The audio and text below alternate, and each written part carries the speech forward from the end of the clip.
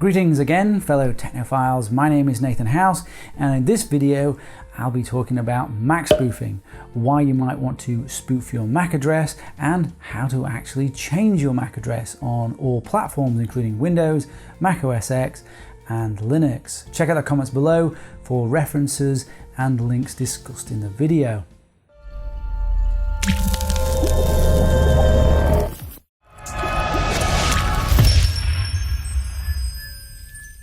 Devices have hardware serial numbers that can uniquely identify them. These unique identifiers can then possibly trace back to you through a money trail or potentially other methods if the hardware wasn't bought anonymously. If you care about non-attribution and staying anonymous, then you need isolation of the unique hardware identifier, so it cannot be enumerated by your adversaries. So the first unique hardware ID that you need to be aware of, if you're not already, is the MAC address. An adversary could get your MAC address off your network card, which is always a unique number. This method was used by the NSA to de-anonymize Tor users through a Firefox exploit on the Tor browser. And this is a write-up here of how that happened if you're interested. The MAC address is like an IP address, but for your local network only. If an adversary has access to your machine, they can view the unique MAC. If they know the unique MAC, that can be potentially traced back to you through the purchasing of that device. So in Windows, if you want to look at your MAC address, you simply type in ipconfig/all. I have a lot of adapters on this because it's a virtual machine, but let's scroll up and see if we can find the physical address as the MAC address. So there's one of them. So for this network adapter, that's the physical address, unique physical address. You may only have one network card, so you may only see one physical address. There you go. There's the MAC address. And there's another one. And yours will probably say Ethernet adapter or wireless adapter, and you'll see it here. On both Mac and Linux, you can use ifconfig. We'll need sudo to run it, or root permissions. And there it is, the hardware unique MAC address on both Linux and Mac OS X. It's also possible to see it using iptool. So you can see it there. IP is like the new ifconfig. And that'll just specify ETH0 so you can see the hardware address.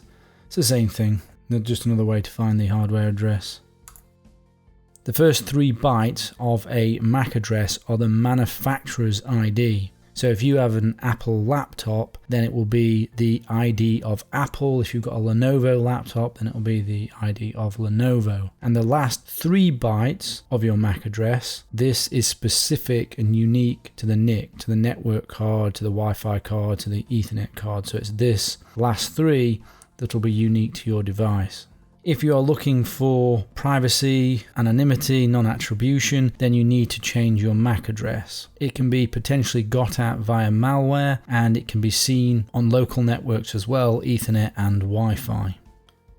For Windows, you can use this tool here to change the MAC address. It's a pretty good tool, works very well, it's free.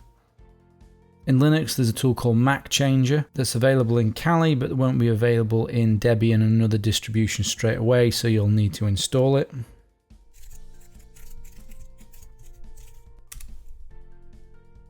And you can select whether you want to set it up to automatically change the MAC address. I'm going to select no here, but you can select yes.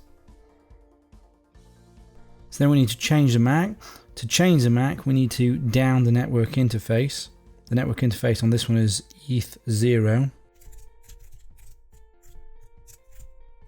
That's taken ETH0 down. So we can see there just the local loopback. ETH0 isn't there anymore. So now we can change the MAC address.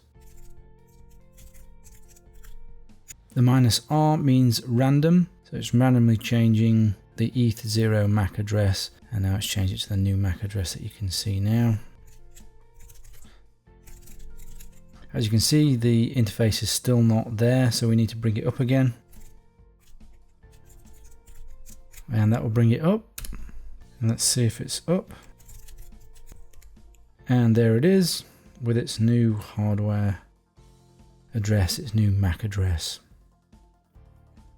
On a Mac, you can change your MAC address using the command line as well, and that would be like this. EN0 would be the name of the interface, so whatever the name of the interface is. And then you specify at the end there the MAC address, and that will change the MAC address on a Mac OS X. But I'm on Debian here, so I'm not going to run that command. If you don't want to do it on the command line with Mac OS X, you can download MacDaddyX. That will enable you to change the MAC. And there's actually another tool as well called Wi-Fi Spoof, which will enable you to change the MAC address. Virtual machines hide your real Mac and also allow for the setting of the MAC address. Example here. So you can see the MAC address here. We can generate a new random one there. That's VirtualBox. But if you fear a knock at the door, you need to change the virtual Mac through the VM frequently. You don't want a static Mac that ties you to a virtual machine, even if it is just a virtual MAC address. But the best option is to have anonymously purchased hardware like laptops and network cards and Wi-Fi and network dongles, the devices that have MAC addresses.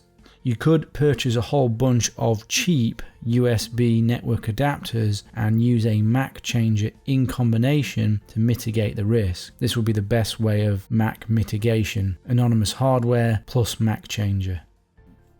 Tails and other security-focused operating systems use macchangers as default, but do check to make sure they don't show the real Mac of your device's network card.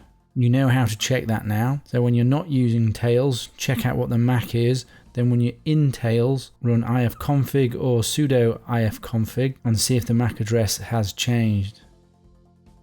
Do you recommend any other tools for Mac changing and spoofing? Let me know in the comments below. It would be very interesting to know about any other good tools.